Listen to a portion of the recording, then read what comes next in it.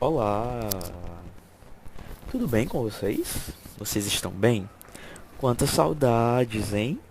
De vocês, alunos, das turmas do módulo intermediário. Sejam todos muito bem-vindos. O meu sinal é este e esse é o meu nome. Então, o que nós iremos estudar hoje? Nós, da turma do intermediário, vamos fazer uma revisão aqui dos conteúdos, tá? E vamos repetir aqui o nosso aprendizado para vocês adquirirem mais conhecimento e poder aí ter mais fluência na língua de sinais. Vamos aproveitar esse momento, certo? E hoje, o que nós iremos tratar? Qual assunto nós iremos abordar? Sim, esse daqui que está abrindo em sua tela. Então, vocês viram o tema, né, o assunto que nós iremos abordar, e ele é um assunto de suma importância, tá? Como que a gente vai tratar ele? Tá? A gente vai trazer a relevância, que é a importância da Libras, tá? E da língua de sinais. Libras e língua de sinais. Como que a gente estuda isso? O que é a Libras? O que é a língua de sinais? E eu vou trazer para vocês uma história, tá? De como isso tudo começou aqui no Brasil, tá? Começou de fato no estado do Rio de Janeiro, tá? Lá onde foi o primeiro país, na verdade, a vir a língua de sinais para cá, tá? Foi através de Dom Pedro II. Ele enviou uma carta para o Rouet, tá? E o Rouet ele veio lá da França, tá? A convite de Dom Pedro II. Esse daqui é o sinal dele, Rouet, Rouet. Esse é o nome dele. E aí vocês imaginam que ele é surdo ou é ouvinte?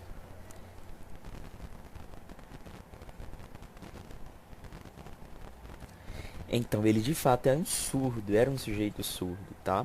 Ele veio para cá, para o Brasil, tá?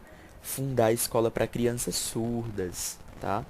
E como que ele iniciou, como ele deu início a esse aprendizado? Já eram com palavras, sinais aqui do Brasil?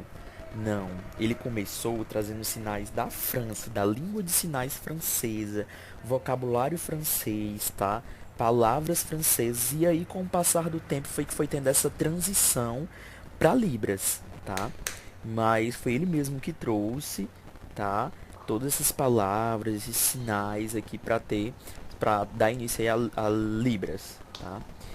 E aqui no Brasil, né? A primeira escola para surdos no Brasil teve fundação no ano de 1857. Que interessante, não é mesmo? E então, em breve vocês irão ter mais conteúdos voltados para essa área, o professor de vocês irão ensinar esses determinados assuntos, tá? Mas a gente vai se ater para agora, Libras, tá? O que é a Libras? Ela é um acrônimo, tá? É uma sigla que significa Língua Brasileira de Sinais, tá? E muitos tempos atrás, o termo utilizado, o acrônimo utilizado era LSB. Em outros países utilizam dessa maneira, LSF, tá? ASL. E aí outras pessoas também. Outros países também. Aqui utilizava LSB, tá? Mas foram feitos estudos, pesquisas, tá? E aí o que utiliza-se mais é Libras, tá? Mas aí o que é a Libras, tá? É uma língua da comunidade surda, onde o surdo se expressa, onde o surdo se comunica de maneira espaço-visual, onde os surdos eles têm a sua cultura, eles têm a sua identidade, têm os seus costumes, tá? E a Libras passa a ser a sua primeira língua, a sua L1, a língua natural do sujeito surdo. E a L2 passa a ser o português escrito, tá? E dependendo desse sujeito também, eles utilizam de forma oral, né, o português, porque existem aqueles sujeitos surdos que utilizam a oralização. E aí, no Brasil, os sujeitos ouvintes, o português passa a ser aí a sua primeira língua. E aí ele pode escolher a sua segunda língua, como pode ser a Libras, ou inglês, ou alemão, ou italiano, ou japonês, tá? A sua L2 fica a seu critério. Mas com o sujeito surdo, tá? Ele se comunica através do espaço visual e a Libras passa a ser a sua L1, tá? E aí vocês acham que nos outros países há uma padronização das línguas de sinais? Vocês acham que é a mesma língua de sinais? Não, não é. Há uma diferença. Por exemplo, Aqui no Brasil existe esse sinal aqui, tá? De trabalhar. Em outro país, por exemplo, na França, na LSF, Língua de Sinais Francesa, o sinal passa a ser esse, tá? Percebem a diferença de sinais? Por exemplo, um outro exemplo aqui é, no ASL nos Estados Unidos, existe esse sinal.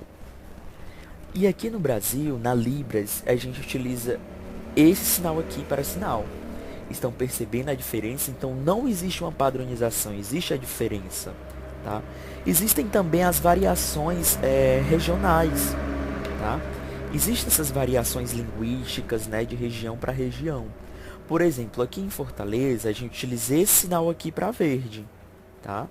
Em outro estado, por exemplo, lá em São Paulo, o sinal passa a ser esse, tá?